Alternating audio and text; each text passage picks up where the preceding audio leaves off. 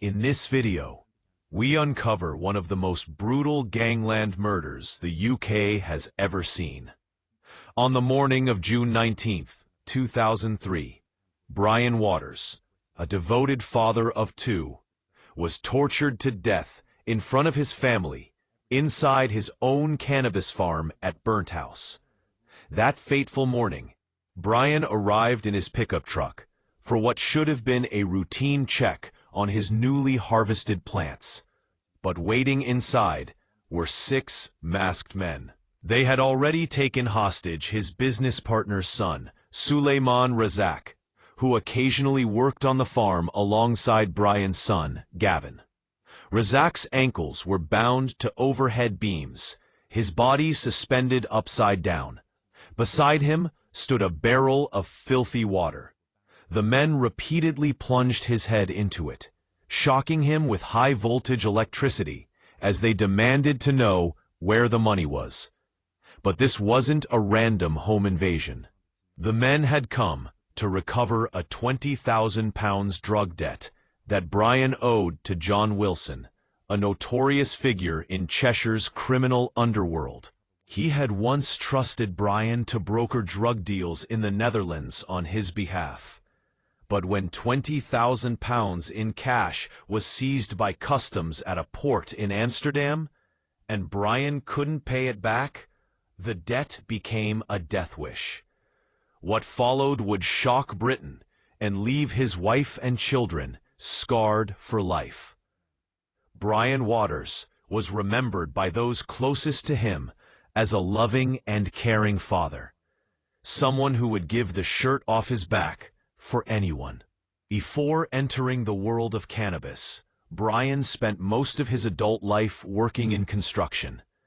However, according to his wife, Julie Waters, he had suffered career-ending injuries on site, though she never revealed the exact circumstances. As the years passed, finding steady work became increasingly difficult. With a family to support and bills to pay, Brian turned to cannabis, dealing in the mid-1990s, a decision born out of necessity. Through this dangerous and lucrative industry, he forged connections with other figures operating on the fringes of the law. By 1998, Brian had established his own cannabis plot in the Netherlands, spending the majority of his time abroad, overseeing the operation and managing his growing enterprise. During his frequent trips between Holland and Britain, Brian crossed paths with John Wilson, a 54-year-old crime boss based in Glossop, Derbyshire. Wilson was a seasoned figure in the underworld, and soon Brian began taking side jobs for him, acting as a go-between with dealers in the Netherlands. At times, he even served as a carrier, smuggling cannabis, both his own and Wilson's, back into Britain, earning a percentage for every successful run. But in the summer of 2002, everything changed. Brian was stopped by customs officers at a port in Amsterdam, while carrying £20,000 in cash, money intended for Wilson. Unable to prove where it had come from, the money was seized, and with it, Brian's future was sealed. Months passed after the seizure, and the relationship between Brian and Wilson grew increasingly strained. Brian ignored Wilson's calls and showed no intention of repaying the debt he owed. Wilson's frustration mounted. He knew Brian had the money, yet he had deliberately chosen defiance. By 2002, rumors began to spread that Brian Waters, together with his friend Mujahid Johnny Majid, was running a cannabis farm somewhere in Cheshire. Its precise location was unknown, but the whispers alone were enough to reach John Wilson. For Wilson, a man who ruled through fear and reputation, this was more than idle gossip. It was a challenge to his authority. Determined to make an example of Brian, he began orchestrating a ruthless plan. One designed not only to settle a debt, but to send a chilling message to anyone else who dared to cross him. We turned to cousins Christopher Guestmore Jr. and James Raven for assistance in locating Brian's hidden farm. But why them? Because both men had experience in surveillance and deception.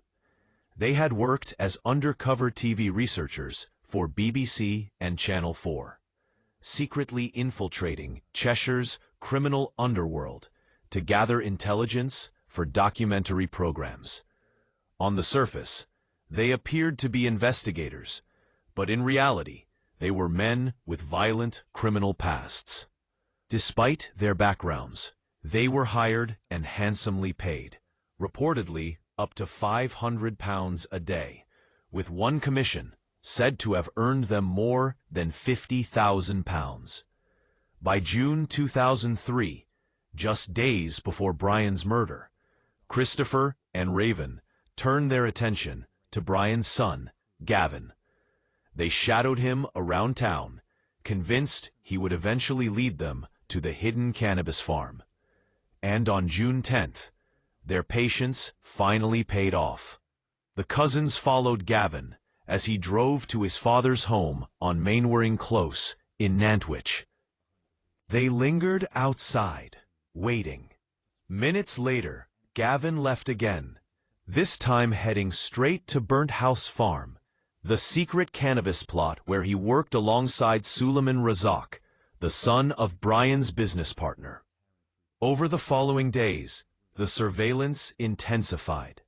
Christopher and Raven returned to the property repeatedly, monitoring the comings and goings, studying the routines, and gathering every detail they would need.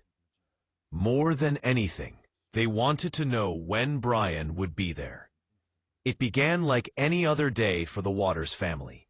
At their home in Nantwich, Brian was with his wife Julie and their two children, Gavin, 25, and Natalie, who had just celebrated her 21st birthday the day before.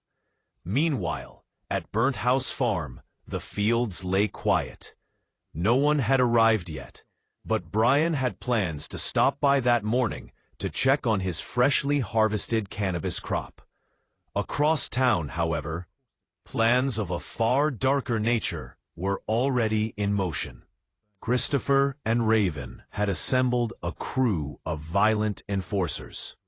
Among them was Otis Matthews, a criminal from Stretford, David Moran, a drifter with no fixed address, and 3 other unidentified men who, to this day, have never been brought to justice.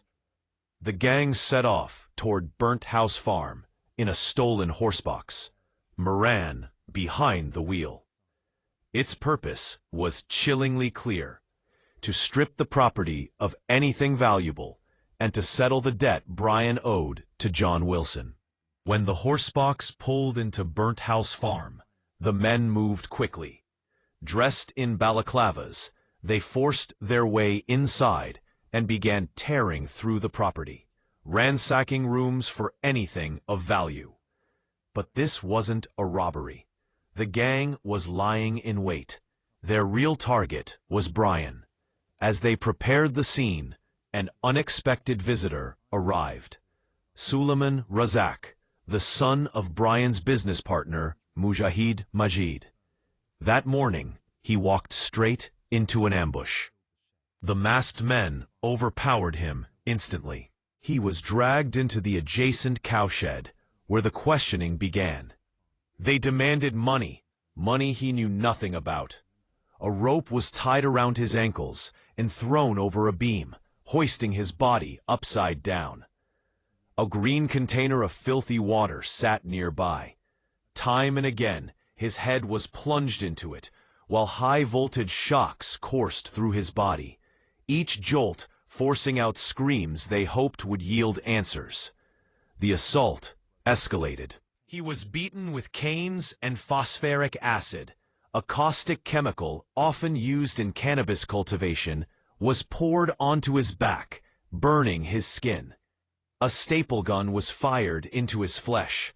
Finally, he was bound to a chair with adhesive tape and subjected to yet another round of savage beatings. By 1 p.m., when Brian arrived at the farm, the gang was fully prepared. What awaited him inside was a fate even more horrifying. As Brian pulled into the farm, he noticed something unusual. An unfamiliar horse box parked near the entrance. Suspicious, but unaware of the horror that awaited him, he stepped inside. The moment he realized the danger, Brian tried to flee, but it was already too late. The masked men pounced, dragging him into the same cowshed where their first victim had been held. What followed was unrelenting.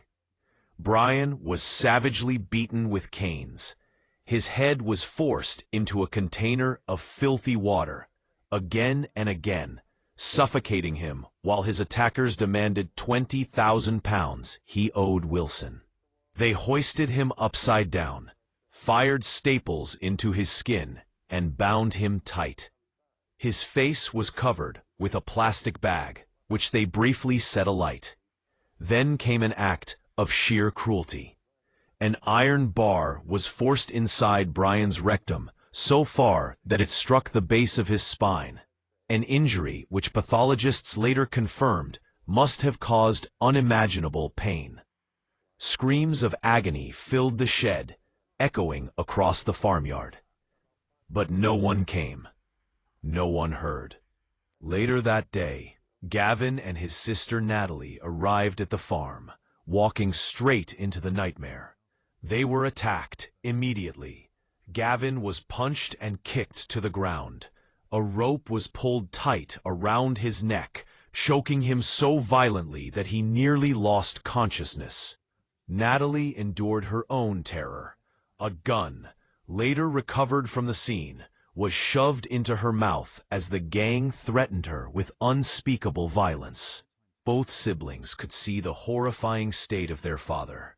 Brian was gravely injured, his body broken, his pain unbearable. At one point, he begged his attackers to loosen his restraints, gasping that he could not breathe. One of them obliged, but by then it was far too late. In front of his own children, Brian Waters drew his final breath. His lifeless body was dragged across the yard and dumped on the floor of the adjacent milking parlor, discarded like nothing more than a warning. Meanwhile, two of the assailants had taken Brian's truck and driven straight to Mainwaring Close. Forcing their way inside, they confronted Brian's wife, Julie, holding her against her will as they tore through the house, searching desperately for cash. But the search yielded nothing. Unsatisfied, they kidnapped Julie and drove her back to Burnt House Farm, delivering her into the same nightmare that had already engulfed her husband and children. Outside, however, not everyone in the gang was willing to face the consequences. David Moran, stationed as a lookout, dialed 999, but rather than confessing his role, Moran posed as an innocent bystander who had just witnessed a crime. On the phone with dispatchers, he calmly reported the attack, trying to distance himself from the savagery unfolding inside. 2252. Thank you. Hello, please. Hello, hi. I've just come off the M6 for Manchester Airport. I'm not sure the junction's 18. Yeah. Going towards Northwich, is it the A556? Yes. I've got up there, and the first farm on the right-hand side, Yep. it was about 500 yards. It looked like there was three men beating somebody up in the courtyard. All right.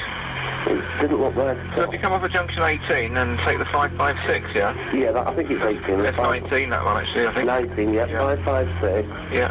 About 500 yards on the right, Yeah. going towards Northwich, Yeah. there's a farmyard, and that's just like there's three gentlemen, or three men, Right. attacking a man. How long ago was that? About 5 minutes. 5 minutes ago. Okay, so what's your name, please? I'd rather not get involved, you know. No, fair enough. Okay, I'll look into it for you. Thank you very much. Thank you, bye. Thank you, bye. Shortly after, police arrived at Burnt House Farm. Chaos erupted. The gang scattered in all directions, sprinting across the surrounding fields. James Raven was detained nearby, but the others managed to escape into the countryside.